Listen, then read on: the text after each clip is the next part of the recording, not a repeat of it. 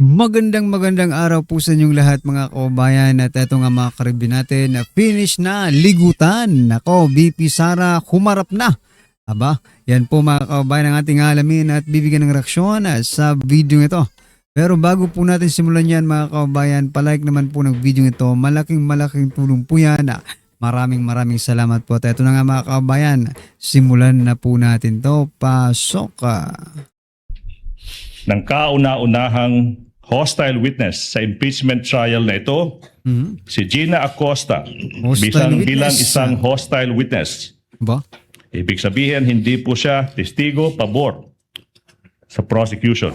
Ang ginawang disbursements ay maraming bahid o namumutakti sa pagsuway at paglabag.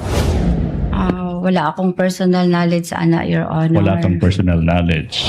Sinasabi ni Ms. Acosta, yung Vice President complied sa lahat ng rules tsaka batas sa paggamit ng confidential funds. Sinasabi ni Ms. Acosta, hindi nag-misuse si Vice Presidente Sara Duterte Hindi naman na siya auditor kahit isang sentimo. Kindly place the witness under oath, Attorney Bantog. Please raise your right hand, ma'am.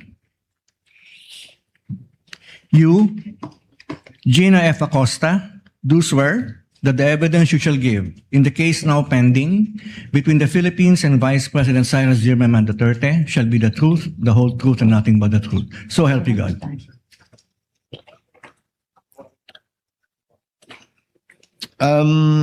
Ms. Gina, and also for the information of the counsel for the parties, we have on hand a nurse from the Senate and on call the doctors of the Senate. Given that in the last appearance of Ms. Gina before the House, I believe medyo tumaas po yung presyon ninyo. So we're just exercising some precautions with respect to this, but please try to be relaxed. Attorney Ligutan, your witness. Thank Kindly you. make an offer. Thank you so much, Your Honor, please. Ito na si Attorney Camera. Mr. Presiding Officer, our senator judges, the prosecution presents the first hostile witness in this impeachment trial.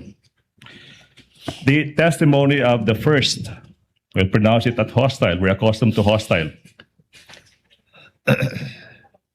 Ang testimonya ng kauna-unahang hostile witness sa impeachment trial na ito is being presented to prove ang mga sumusunod.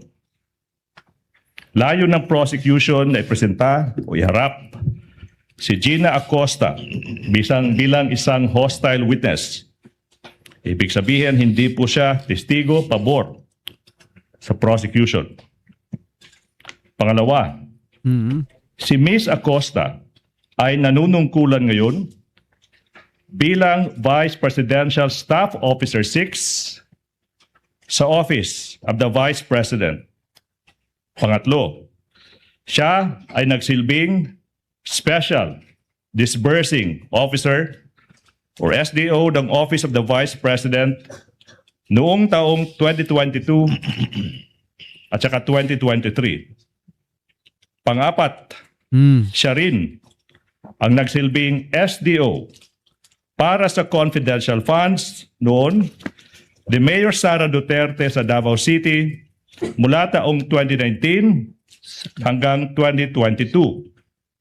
Panglima, siya ang naging staff member sa Davao City Administrator's Office sa pagitan ng mga taong 2016 at 2022 at ng Davao City Budget Office sa panunungkulan noon ni Mayor Sara Zimmerman Duterte. Pang-anim, sa last quarter o huling 3 buwan ng 2022, ginastos ng OVP or Office of the Vice President ang halagang 125 million pesos na confidential funds sa loob lamang ng 11 araw sa ilalim at pamamahala at pangangasiwa ng Vice Presidente nang walang liquidation, nang hindi kumpleto o walang sapat na dokumento na nagpapatunay sa Parang si Dilima lang yung naririnig ko dito. Parang yung daw ay hitok, no? Mga kababayan, parang si Dilima. pagbabayad. Sobrang Pang-pito. stress na ini-stress out yung mga words eh. Rather, pang-8. Inatasan ng Vice Presidente ang witness na i-encash ang kabuuhang halaga na 500 million pesos or kalahating Grabe bilyon yung stress dito noong ika-20 ng Disyembre 2020. Sa pag sobrang stress niya sa mga words, mga kababayan, nagiging OA na yung mga pagsasalita ng hinayupak na ito. 22, ika-6 ng Pebrero, ika-25 ng Abril, at ika-14 ng Hulyo 2023. I skip number 7, sorry. Sa tatlong 3 quarters ng 2023, ginastos ng OVP ang halagang 375 million na confidential funds sa ilalim ng pamamahala at pangangasiwa ng Vice Presidente nang walang liquidation, wastong liquidation rather, o namumutakti sa pagsuway at paglabag sa Joint Circular 2015-01. 12, bigo ang respondent, Vice President, na maliquidate ang kabuuhang halaga na 500 million pesos na pera ng bayan, 500 million pesos, alinsunod sa demand o kahingian ng Joint Circular 2015-01. Pang-13, dahil dito, maituturing na ginastos ng Vice Presidente sa pansariling gamit at kapakinabangan ang 500 million pesos na pera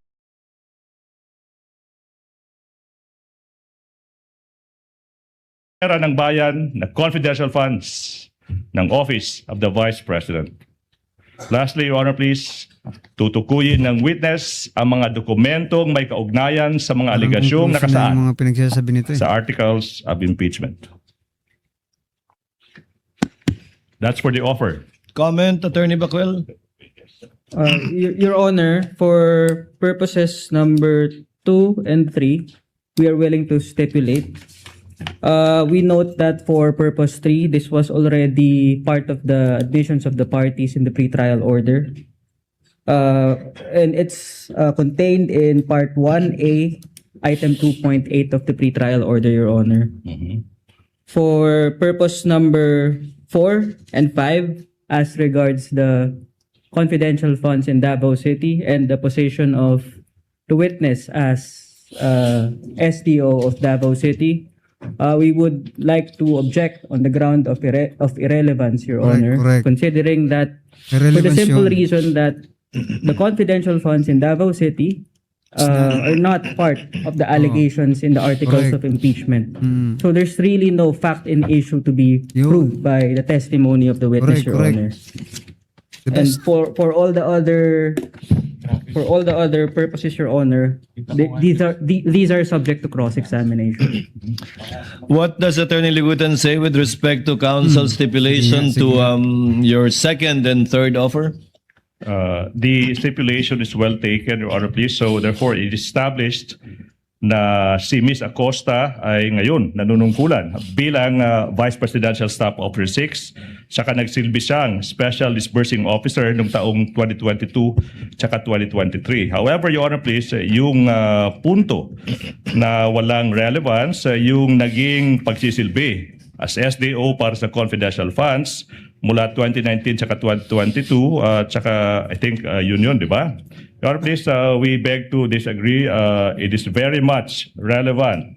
Very much relevant in Relevant ka today's proceedings. Considering, Your Honor, please, that it is her experience as the SDO of Davao City in those inclusive years that led the Vice President to also bring her to the office of the Vice President and do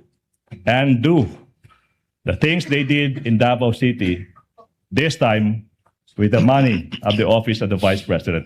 That is very much relevant to the prosecution's No. case, Your Honor, please. Hindi, May I hindi. respond, Your Honor? Yes, before the presiding officer makes a ruling, counsel. Yes, Your Honor. The rebuttal presented by the prosecution is wrong considering that there's no such allegation in the articles of impeachment, Your Honor. Moreover, Your Honor, it is clear in the ruling of the Supreme Court in Duterte versus House of Representatives that the basis of any charge must be for acts committed in relation to the impeachable office and within the term of the Correct. impeachable officer, Your Honor. Your Honor, can I make a quick rebuttal to the last point? No need, counsel. No need, no the need. presiding officer will make a ruling. The Sige court nga, sige. will allow it given that it is for the purpose of establishing pattern and or behavior on the part of the witness. But to be clear, that whatever she says with respect to acts committed by her in relation to the Vice President now, while she was a mayor in Davao City, is not part of this impeachment trial and will not in any way add to the charges that has been filed and are pending before this court under the 4 articles of impeachment, as previously ruled by the chair in previous requests for subpoena, for example. However, So meaning mga kabayan, useless kung ano man ang sasabihin ni Gina Acosta sa mga nakaraan doon sa Davao, doesn't matter. So why us mga kabayan kung hindi rin mag-matter, di ba? may I ask counsel further to abbreviate the proceedings? Attorney Bakel, are you willing to stipulate that the witness is a hostile witness, and therefore counsel may ask leading questions already instead of qualifying the witness as a hostile witness? No, Your Honor. The prosecution must first qualify the witness as hostile, Your Honor. Then qualify her, Attorney Ligutan. We shall. Qualify her. Thank You you, may sir. proceed when you're ready. Madam Witness, mayong buntag. Mayong buntag sa... Ma'am, Excuse me. Your Honor, Excuse pwede bang me. magpaduol gamay sa Can atong I mikropono? Can you draw closer to the microphone? Okay. Yes. Salamat po. How are you, Madam Witness? Okay, Jutay. Okay, og jutay. Ibig sabihin, I'm a bit fine.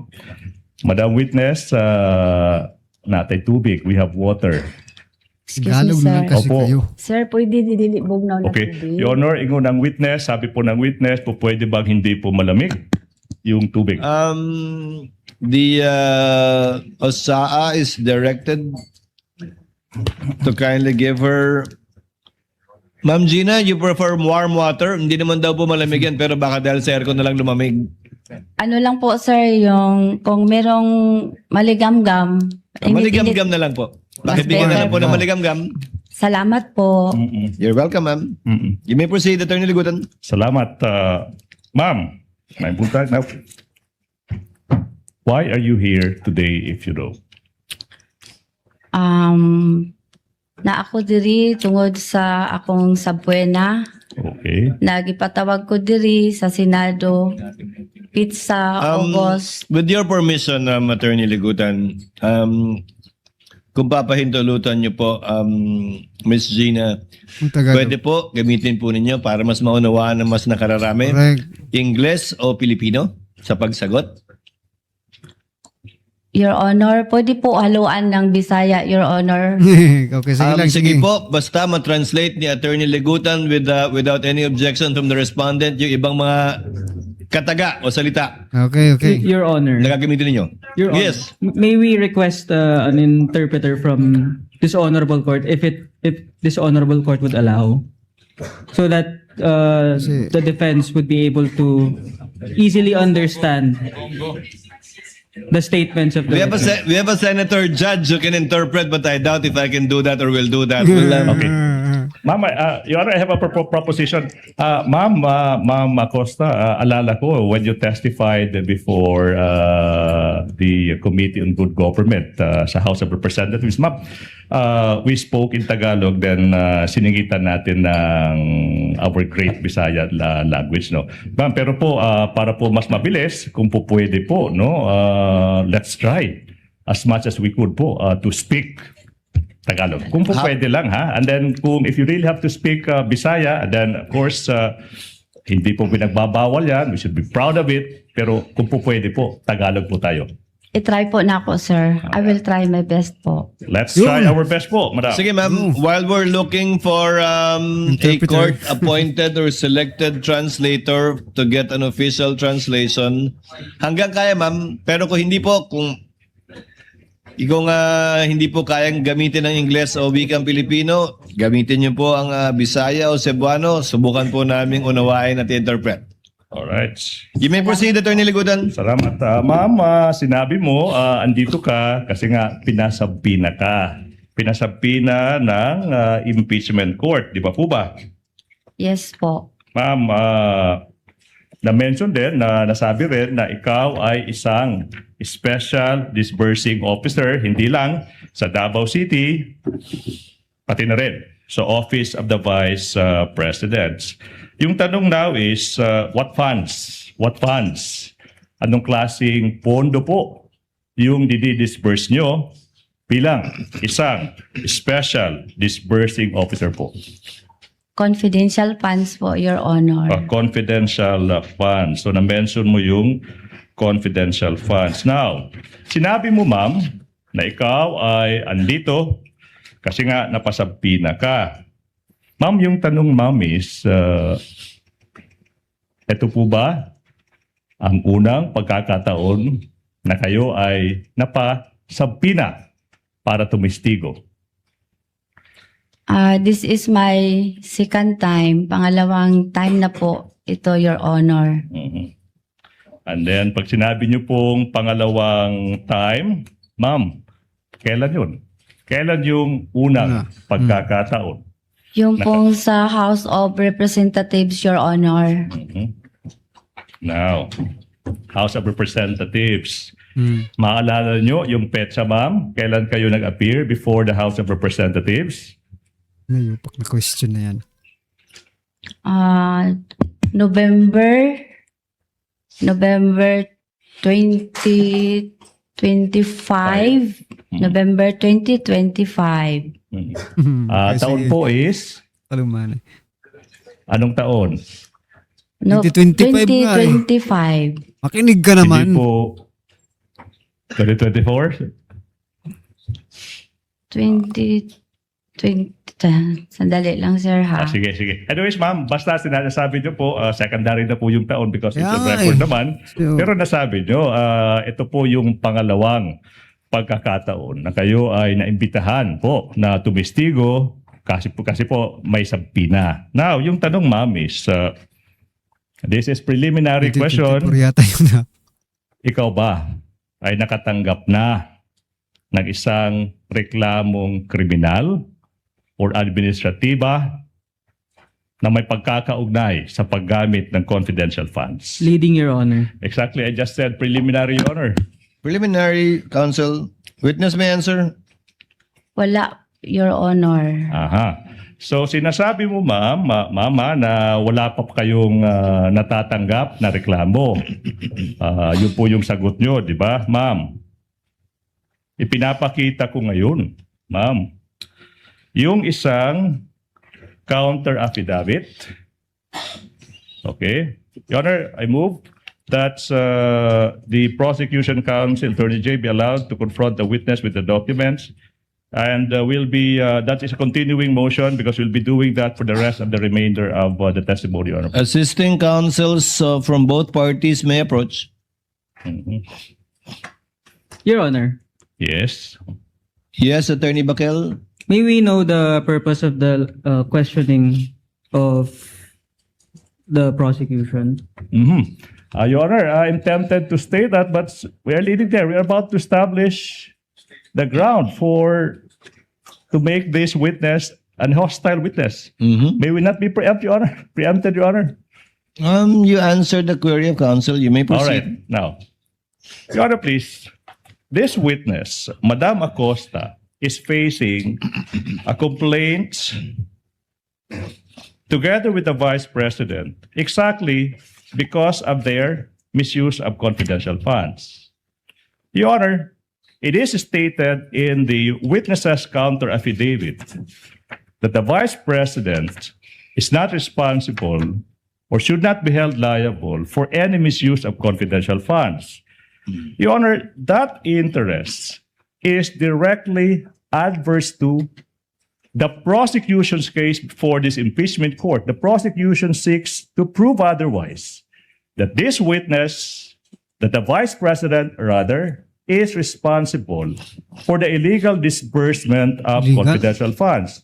Therefore, if on one hand, sinasabi ng testigo sa counter affidavit niya na walang pagkakasala yung Vice President sa maling paggamit ng confidential funds, that's on one hand. On the other hand naman, sinasabi ng prosecution, Your Honor, please, na no, hindi.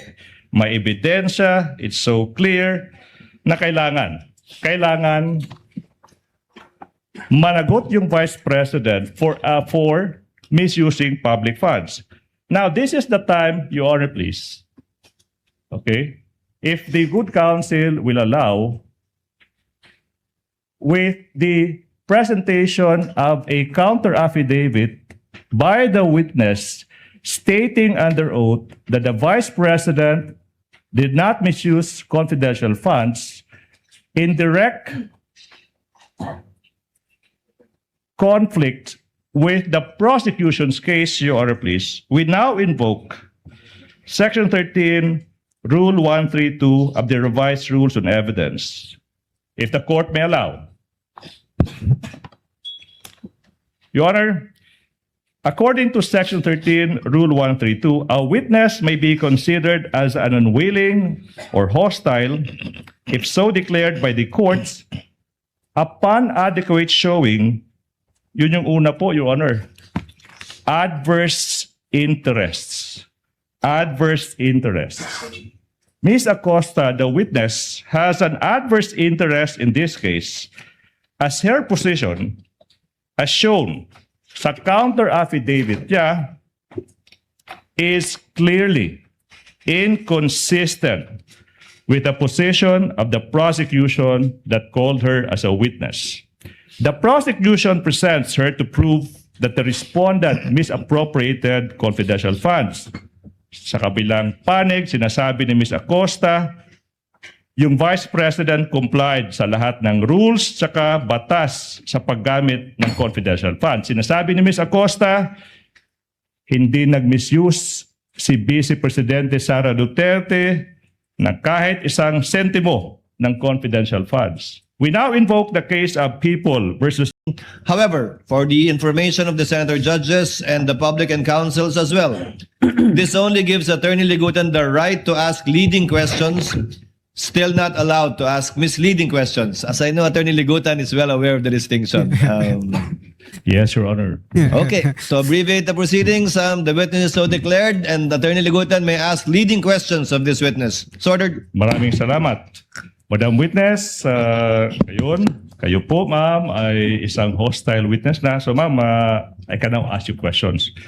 Sorry for a brief Bisaya. Pero, ma'am, wala ta nag-away, ha? Opo. We are not enemies. Okay? Alright. Andito po tayo Sige, sa sige. isang bagay lang. Ano yung totoo? Sige. Unsay Birahe. tinuod, unsay kamatuuran. Let's proceed. Tignan Madam nga Witness. natin to. Yan, loading pa. Iupak na yan. You already mentioned, in fact, established, na bago ka naging SDO para sa Office of the Vice President, ikaw Objection insofar as this line of questioning is concerned. Yes, Your Honor. Continuing objection of counsel to this line of questioning is hereby noted. and also, Attorney Your Ligutan, Honor, you may please. proceed. Thank you so much. We will be continually invoking isang rule sa Rules of Procedure, Rule 130, Section 35. Exactly. I think that's what the Honorable Presiding Officer had in mind. Rule 130, Section 5, allowing presentation of evidence on previous acts to prove specific intent, knowledge, identity, plan, system, scheme, habit, custom, usage. Familiar po kayo sa provision na ito, ma'am, di ba? Na yung petsa is December 13, 2022. Tama po ba, ma'am? Di ko maalala exactly ang number, Your Honor, pero naghimo mi og physical financial plan. Naghimo, Your Honor, means... Gumawa sila ng physical and Yes. financial plan. Thank you so much. Now, so para po maalala natin, ma'am, no? Ipapakita natin ngayon yung isang physical and financial plan. Okay? Marked as P-I-14-1 for the prosecution. Show the document on the screen and to the witness. Ma'am, yung physical and financial plan, ipinirmahan po ni Rosalyn Sanchez tsaka ni Sara Z. Duterte. Tama po ba? Yes, Your Honor. Now, maalala mo now yung dokumentong ito. Tama po ba? Yes, Your Honor. And then base sa dokumentong ito, ma'am, sinasabi dyan, ikaw yung tinatawag natin na Project Accountable Officer. Tama po ba?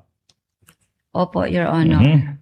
In fact, ma'am, you will also confirm na pinirmahan niyo po yung PFP as the Project Accountable Officer. Nakasulat dyan, ma'am, mo. Ma'am, di ba, ma'am, nakasulat dyan? Opo. Prepared by. Ibig sabihin, kayo po, ma'am, yung nag-prepare ng PFP. Based sa document. Yes, Your Honor. Pero during paghimuan ni Your Honor, kasama ko po ang aming security officer, Your Yes. Honor. By paghimo, namuan, it means while we were making this, I was with our security officer. Sir. Ma'am, tama po yung interpretation ko, di po ba? Kasama ko po ang aming security officer, Your Honor, kasi sa kanya po ako naghihingi ng mga inputs or guidelines ma'am. in preparation for the Yes, ma'am. physical financial plan. Maraming salamat for that. But we will go into that, ma'am, ha? We will go into that. Aabot po tayo sa punto niyan. Okay po, ma'am? Yes. Now, ma'am, bilang po Project Accountable Officer, ikaw, nakasulat dyan, ikaw yung nagprepara ng plano, ikaw din, being the officer, accountable officer, yung naglista ng mga confidential funds. Ma'am, yung paglista, ma'am, ha? Yung tanong ko, ha? Paglista ng confidential funds, programs, and activities na nasusulat sa physical and financial plan. Di po ba? Pwede usabon, Your Honor, ang Okay. question. Ako usabon, ma'am, no? Wala. Bilang Project Accountable Officer, the one who prepared the plan, ikaw din yung naglista. Yung naglista, ma'am, Sulat. sa plano, sa plan, ano yung mga programa tsaka activities. Yung paglilista po. Kayo po yun, di ba? As the Project Accountable Officer, the one who prepared the plan. Tama po ba? Tama po with the tulong po ng security officer. Yes, ma'am. We'll Mga go into that. inputs. Ma'am, let's continue. Now, makikita natin sa plano, ma'am, na inilista nyo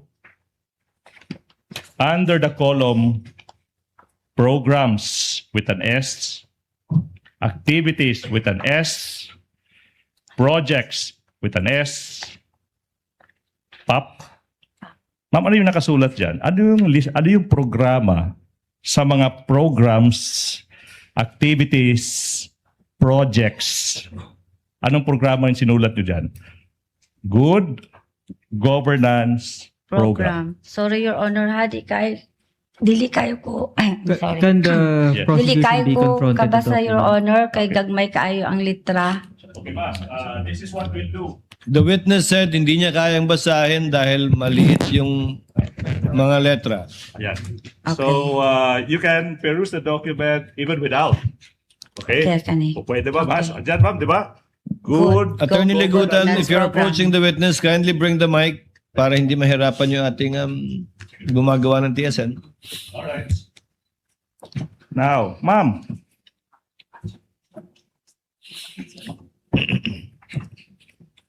Okay na po ba? Okay po. Ma'am, now, yung tanong is, ano ba itong good governance program na ito? What is this all about? Ito po yung mga programa ng ang opisina ng Office of the Vice President na nakalista na po sa buong taon.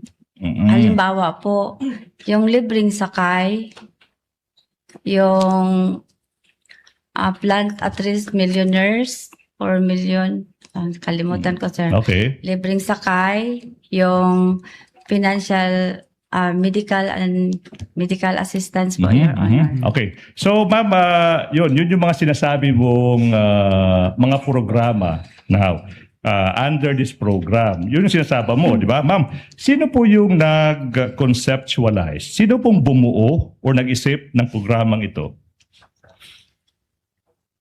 Ang opisina po ng Office of the Vice President, Your Honor, with coordination po sa aming security officer. Now, kailan po nabuo ang planong ito? Wala bang date?